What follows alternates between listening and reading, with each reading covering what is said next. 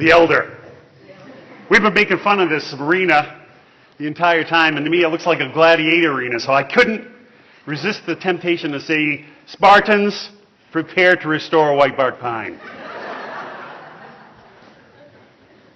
Okay, so, everybody knows that whitebark pine is declining, and my kind of job is to take the models that we've been developing for the last 25 years and see if this decline will persist in the future. But as everybody knows, the decline is a result of many interacting factors that are really difficult to, not only to link to climate, but also link to their interactions together. And so it's really very important that when you look at climate change and the interactions that are involved with whitebark pine ecology, to realize that it's a complex subject and it's very difficult to do it. And so if you want to evaluate the restoration effects or restoration efficiency and restoration success, you really have to look at those interactions. And everybody in the room here knows that these are the kind of the primary interactions that occur with whitebark.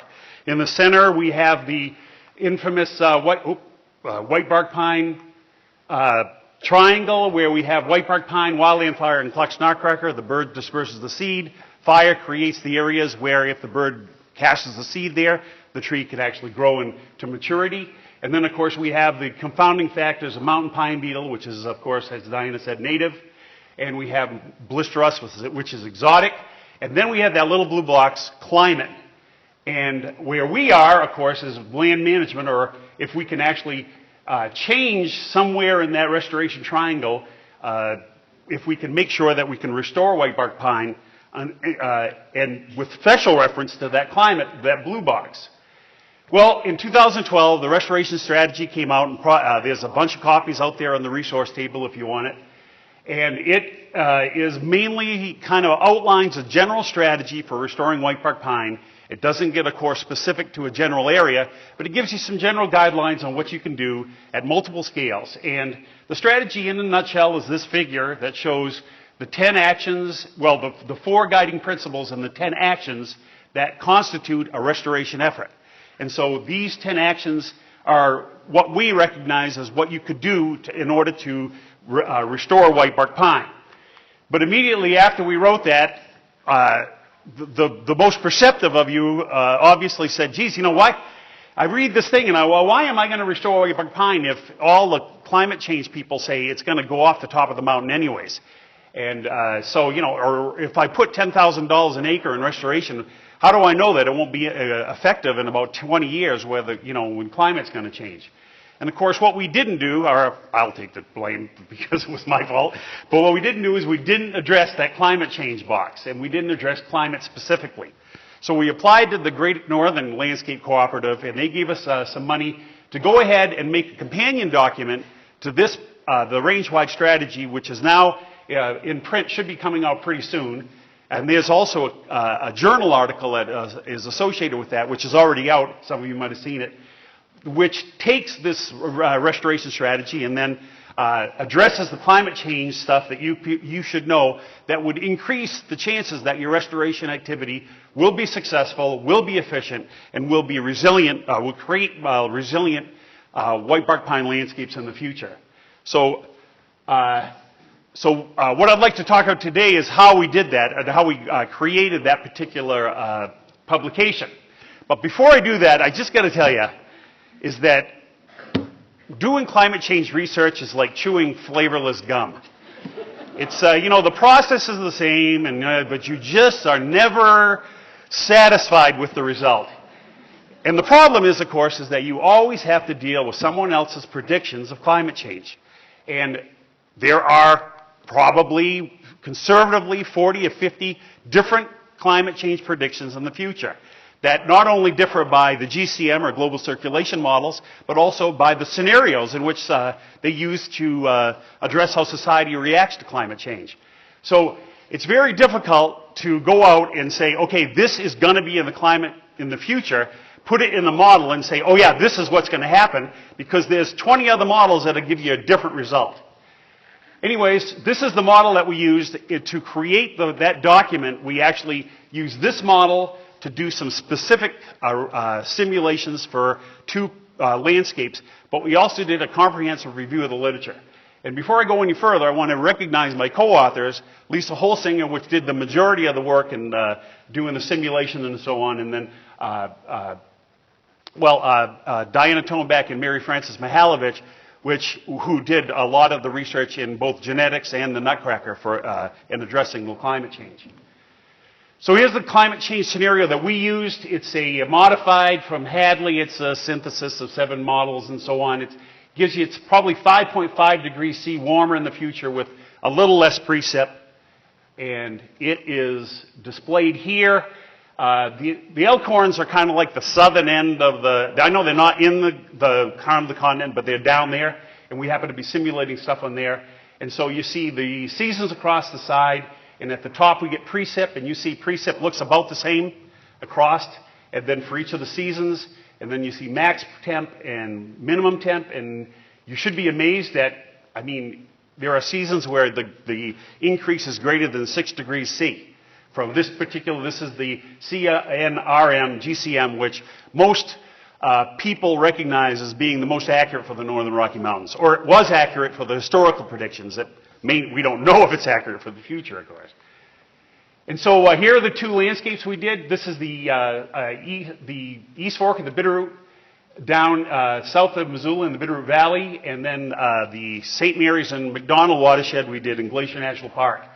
We did a comprehensive simulation experiment where we had 2 climates, the historical climate that exists now, and then the RCP 8.5, which we called hot dry.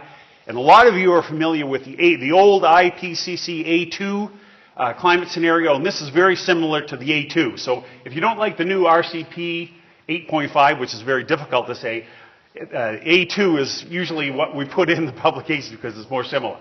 Anyways, 3 fire management simulations, no suppression at all, a low suppression, which is supposed to mimic a wildland fire use, and then a high suppression, which 92% of the fires are extinguished. And we have restoration treatments where we put restoration treatments at no treatments at all, 10 hectares per year, and a high of 100 hectares per year.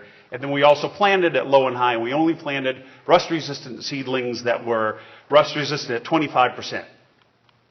So here are the results for the crown. And the first time we looked at them, we go, this has to be wrong, let's go fix the model. And of course, that would be totally wrong.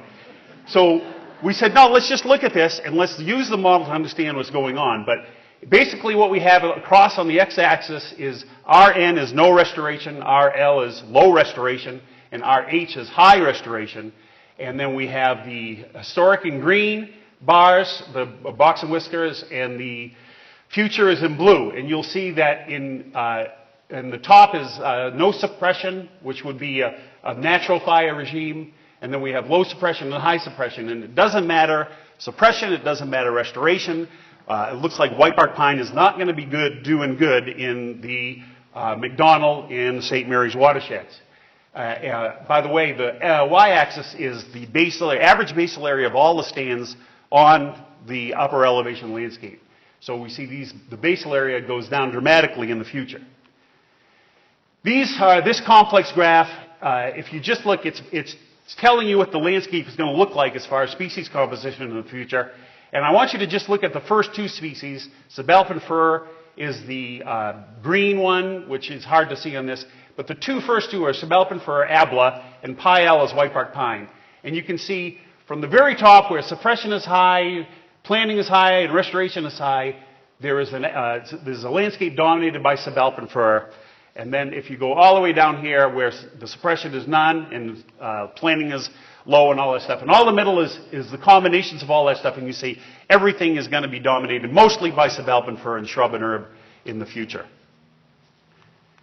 Now this is in direct, stark contrast, not only this landscape, the East Fork of the Bitterroot landscape, but just about every other landscape we've simulated for whitebark pine in the Northern Rockies. And here in the East Fork, you can see that not only does restoration work, is that you can see that you have almost double the basal area of whitebark pine in the historical and the future, but also in the future you're going to have not only more whitebark pine, more basal area, but you're going to have a high variation of that whitebark pine, which is a good indication that you have a highly resilient landscape.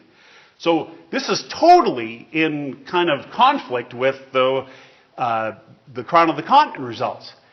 And not only that, in the East Fork of the Bitterroot, in the future, you're going to have a good chance of having a whitebark pine dominated landscape that is very, very similar to what occurred in the past under that 5.5 degrees warming, which is amazing. So why the difference? And there are many differences that we found, but this is probably the most important one, is that it turns out that in the top graph is the Crown of the Continent, and the x-axis is elevation. And it turns out that in those two watersheds, that there is a large area that is in the low elevation that is right now has the potential for whitebark pine. Whereas in the Crown of the Continent, there is very little low elevation whitebark pine potential. So in the future, all that area in the St. Mary's and McDonald drainage, right, will immediately be unsuitable for whitebark pine because it's so low. But the high elevations you can see over here will still have whitebark pine. So this is just a landscape effect in that you have all these lower elevation stands that now support whitebark pine that won't in the future. But there are no whitebark pine on the East Fork of the Bitterroot. All of it is right here in these elevations, and so it stays not only static there, it actually grows in basal area in the future. And it just goes to show you the complexity that is going to be involved in climate change. The irony, too, is that if we applied another, which we did, we applied several other climate change scenarios to this, and this whole elevation switch changed again. And that if we did some simulations 5 years ago for the St. Mary's, and we used another GCM, and the Hadley, which was a simulation of, a conglomerate of several, we found that the Hadley actually had whitebark pine increasing on the glacier landscape. But make no mistake, although the bioenvelope models or the species distribution models predict the demise of whitebark pine, our models show that it still remains on the landscape, and these are 500-year runs for both East Fork of the Bitterroot and Crown. And you can see both basal area and its dominance on the landscape will be lower in the future. Those lines, the red and yellow lines are the futures. The black and blue are the historical, and you can see that there's historical with high restoration and historical with no, and you can see that restoration works. There's no doubt about it. But the question is it going to work in the future? And it seems to be able to do work in the future. But one thing we noticed, and when we peeled underneath the sheets, we found that we were planting whitebark pine at great rates, and they were rust resistant. But our simulations that I showed you from the one before were only 100 years long. But planting, because whitebark pine takes so long to set bud or be mature enough to create cone crops, significant cone crops, it takes centuries for that resistance to actually manifest itself on the landscape.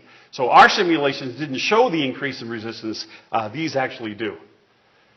So what we did is we synthesized all that stuff in the model, we synthesized all the stuff from the literature, and for each one of the management actions, we have a list of management recommendations that are specific to climate change. So here's one: reduce disturbance impacts is one management action, and you can see create heterogeneous landscapes, reduce competition, reduce fuels at multiple scales, and avoid single objective treatments are some of the recommendations we came up with, not only from the simulation results, but from the literature. Here's another one: gather seeds, collect from many populations, create seed libraries, shift the plush trees. You may want to, I know nobody wants to hear this, but you may want to shift the plush trees as you go along, collect from many phenotypes. In the plant seedlings, it's plant high elevation sites first, prioritize them first, and there is a lot of information on microsites, and I know that Glenda and Ward put together some excellent planning guidelines, and they emphasize microsites, but in the future, microsites are going to be even more important. So we actually say, if there are no microsites, make a microsite if you can possibly. And then, of course, Kathy Cripps is going to talk about how mycorrhizae are going to be incredibly important in the future. If you don't know if there's mycorrhizae there, you better ensure that there are, because it is going to facilitate a greater resilience to the species. Use larger spacings. There are other people that say use smaller spacings and so on, but the whole thing is reduce competition, so it's very difficult to tell. But all that discussion is in the document. Here is implement treatments, and I'll go ahead and you can just read them. Liberally reduce competition. The big one is, you used to do some prescriptions. You might want to make sure that they're even more liberal in reducing competition. Is that you might want to get rid of all cibalpin or whatever and so on. So, in a nutshell, in closing, there is no doubt that the whitebark pine will remain on the landscape in the future. How much and how much it'll be dominant and how much they'll actually be there and how functional it will depend on not only what the climate's going to be, but also what the landscape is going to be. And if we take these high-powered ecological models and put them to the St. Mary's and McDonald's, it looks like, you probably wouldn't want to plant in those areas where, in the lower elevation areas where the climate is going to have the most effect. And so, there's no doubt to me that everything that Diana was saying is that it's going to take a long time to get this commitment. It's going to take a century for rust, if we plant these rust-resistant seedlings, for them to actually grow up and have cones that will be able to contribute to the genetics of the landscape. So it's going to take huge agency commitments. The five-needle pine group is going to be just essential in this area. So let's go back to that flavorless gum. And this is, all of a sudden, all the model results and everything is where it all falls apart. This is a study that we're doing with Emily. I think Emily's here, but in the outside of Dillon. And here is whitebark pine encroachment into a sagebrush grassland, which is exactly the opposite of what my model predicts and what every other model predicts in the world. So all of a sudden, I just want to spit out the gum and start from anew. But this is the kind of uncertainty that I really feel sorry for managers who have to deal with the stuff with climate change, because they're so high in of uncertainty that it's really difficult to sink your teeth into that gum. And with that, I'll say the two documents that are going to be available are above, and as I said, the restoration ecology study is out and so on. So do we have time for questions, Cindy? Sure, we'll take one. I know there's coffee out there, so we don't have to do these questions.